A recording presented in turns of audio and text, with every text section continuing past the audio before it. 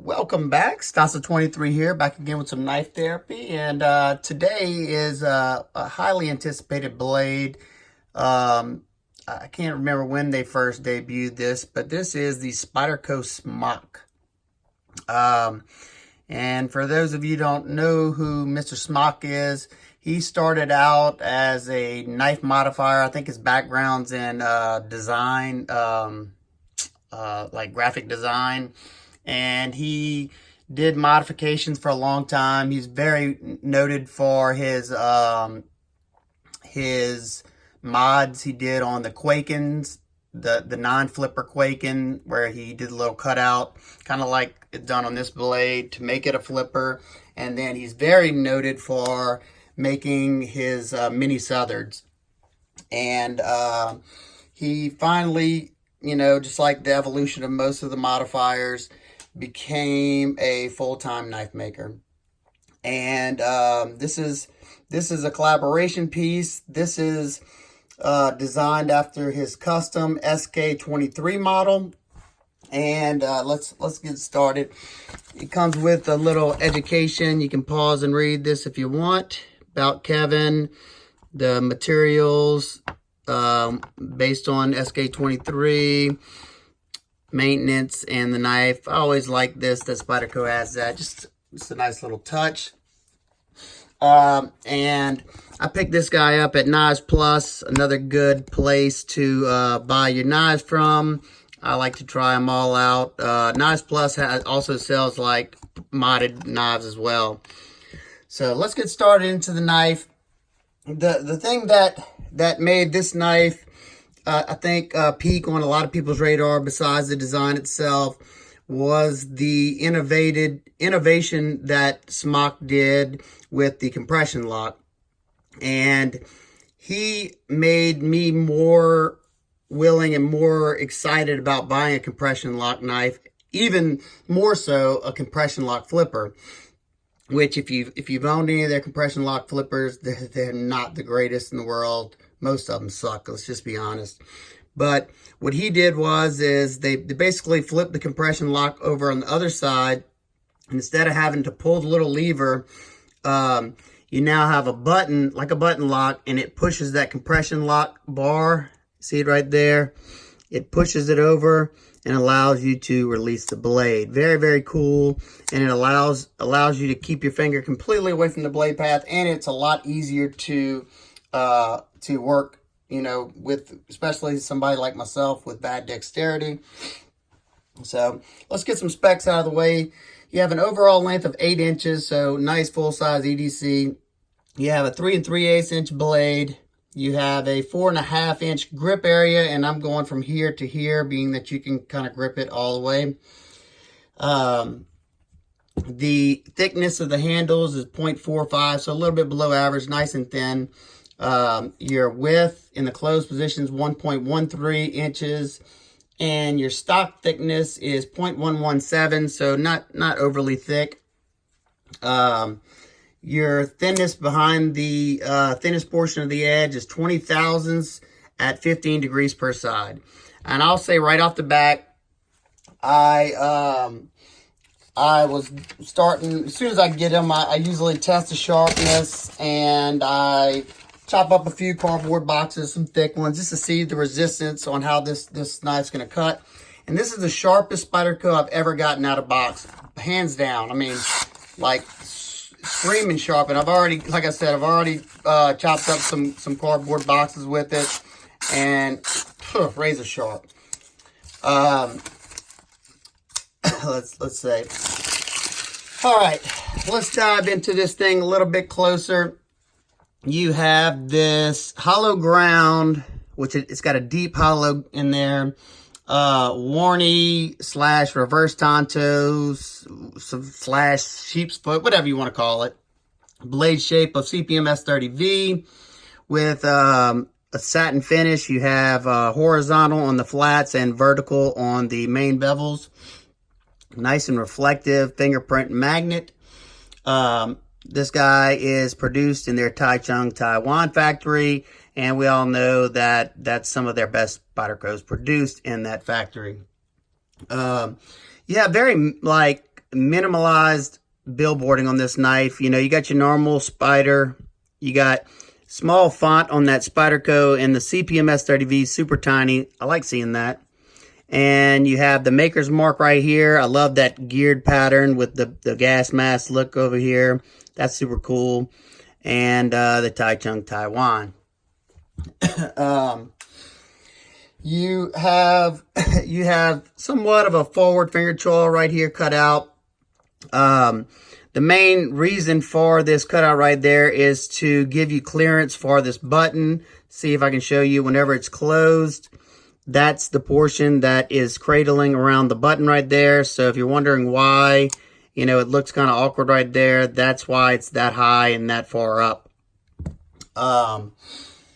Let's see, you got some pretty aggressive jimping right here. It's some wide, deep cut jimping.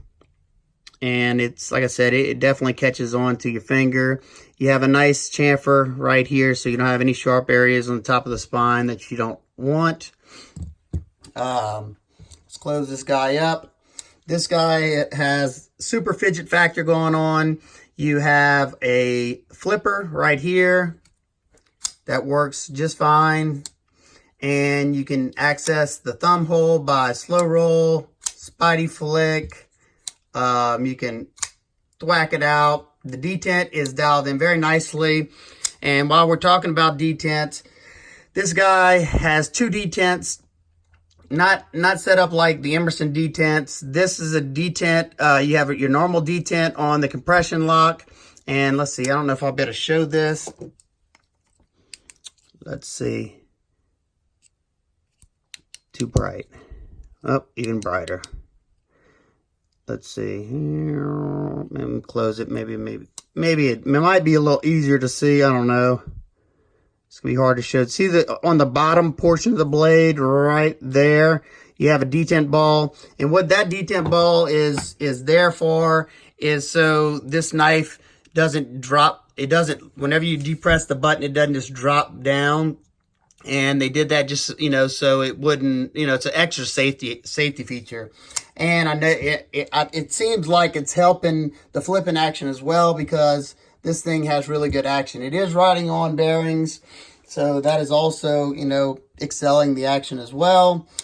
You have, going to the scales, you have the Peel Ply G10 Peel Ply carbon fiber G10 laminate. I know some people hate it. I don't really care either way. This is what the real stuff looks like, and there's not a huge difference in look. I mean, they do some of the best laminate. You know, if you're gonna have anybody do it, you know, Spyderco's the one to do it. It looks really close to the original.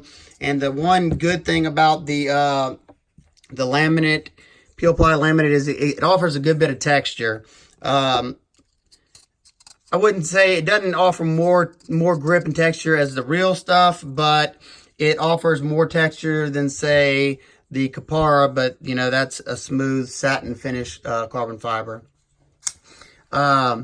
Your construction's T8 on the pivot, T6 on the body screws and the clip screws. You have a nice chamfer going all the way around the flat scales. The button and all this is left with a satin finish on there.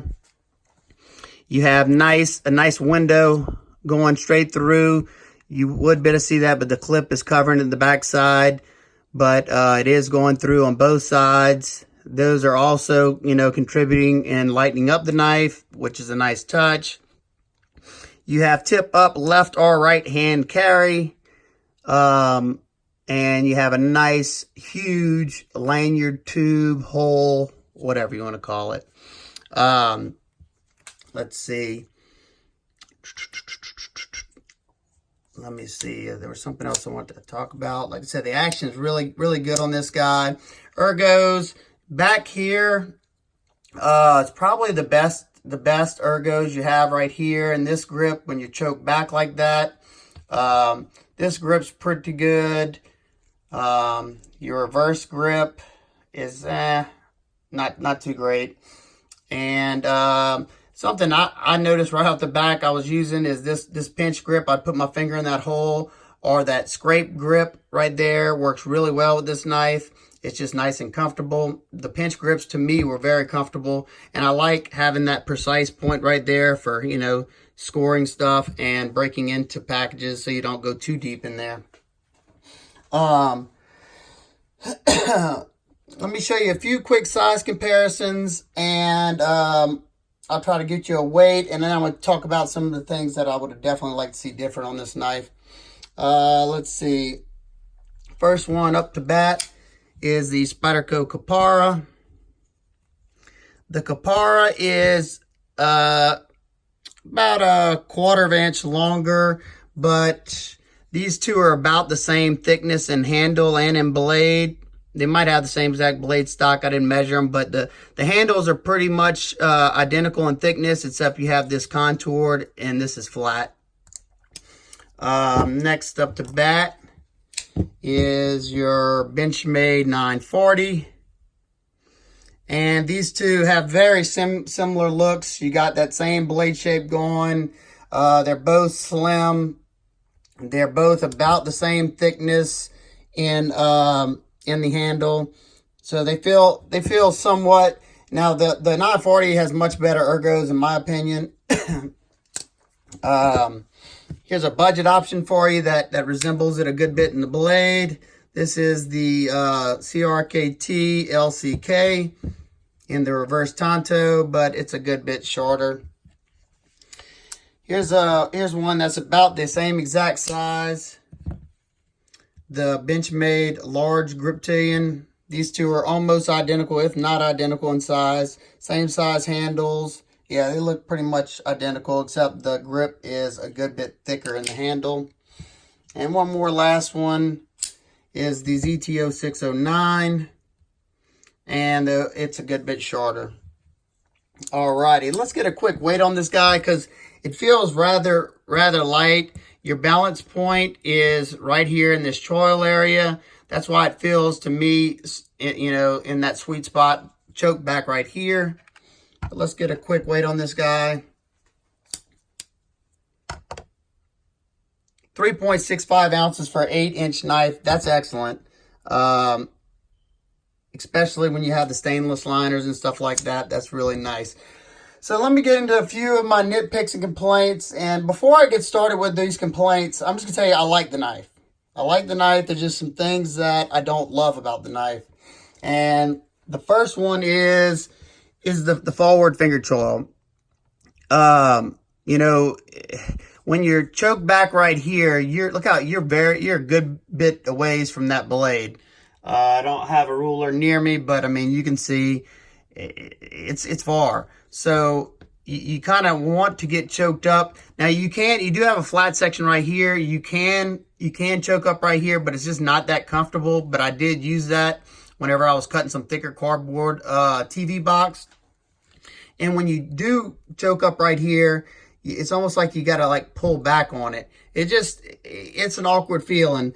And like I said, I understand why, you know, they had to do this right here to fit this bar right here to let it sit right there. That's basically a blade stop. But I would have loved to see this thing rounded pretty much the same and kind of cut into the handle right there, so you could have had a nice ergonomic fit with the finger. Right now, it just feels forced, and it just doesn't feel that good.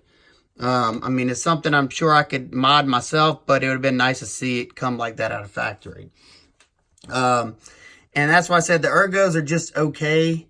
You know, you just have the flat scales. They're not bad by any means, but they're just okay.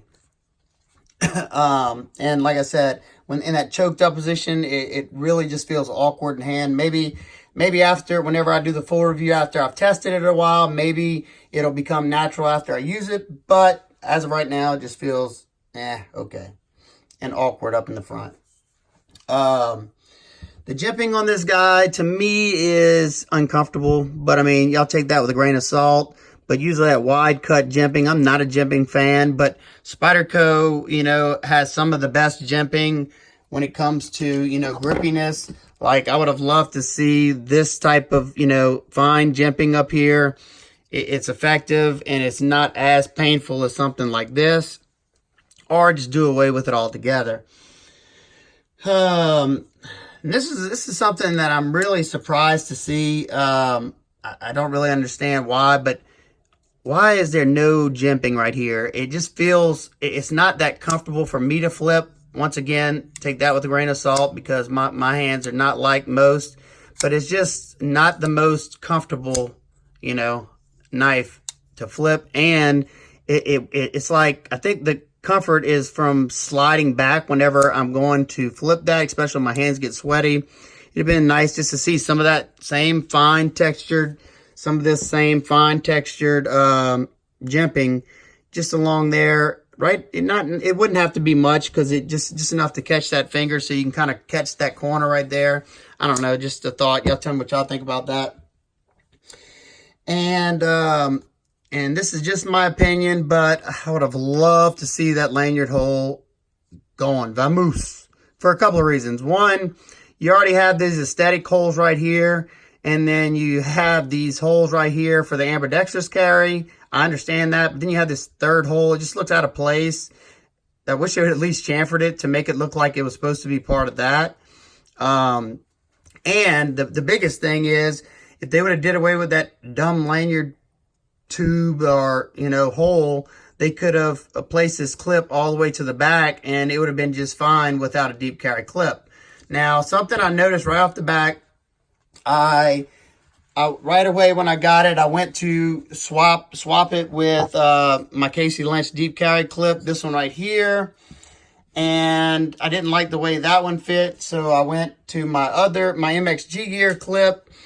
And just something to note, and, you know, maybe it's just on mine, but I noticed it wasn't fitting that good. I could get it to screw in there, but it seemed like it was stripping the screw. And whenever I took my calipers out and measured the screws of this and measured the screws of the aftermarket clips, this clip screw was 0.75 thick round, and the aftermarket ones were 0.81. So I did notice whenever I unscrewed the deep carry clip off of here, it did strip just the tips of the tips of the screws. So luckily I didn't ruin them. So I don't know if this is a normal size clip, the normal size screws that they put in all their knives. Let me know if you know that. I don't know. I've never had that issue with any of my other, like my paramilitaries or any of those, whenever I was screwing the aftermarket clips in there. And that's just something I noticed. So overall, at $163, I think it's a pretty good bargain. S30V's, you know, good to go. It's nice and lightweight, nice and slim. I don't love the clip being that far, because let me just show you what it looks like. You do have a good bit of the knife sticking out, but it functions good. You got that much sticking out, and so it's easy to get it in and out of the pocket. But like I said, it would have been nice to have it down here, and I would have just left it. I don't have to have the deep carry clip. For me, it's about comfort. And, you know, with this clip, even though it's got this high dip on the back side of it, it's still comfortable in hand. I did notice whenever I put my my MXG Gear clip, it wasn't as comfortable as this one, but just something to note. Like I said, let me know what y'all think about this. If you have one, let me know what you think. And any of the complaints that I talked about, let me know what y'all think about that, especially this choil, the jimping, the placement of the clip, you know, and maybe either losing that or chamfering that, and most of all, putting some jimping up here. All things that I can do aftermarket, but like I said, it's nice whenever they already come there. The fidget factor of this knife is probably a 9 out of 10. You know, I hope they use this button compression lock on other models. Be super nice, and it would make me excited about compression locks again, especially compression lock flippers. All right, guys and girls. Hope everybody's having an absolutely wonderful day, and I'll see you on the next one. Peace.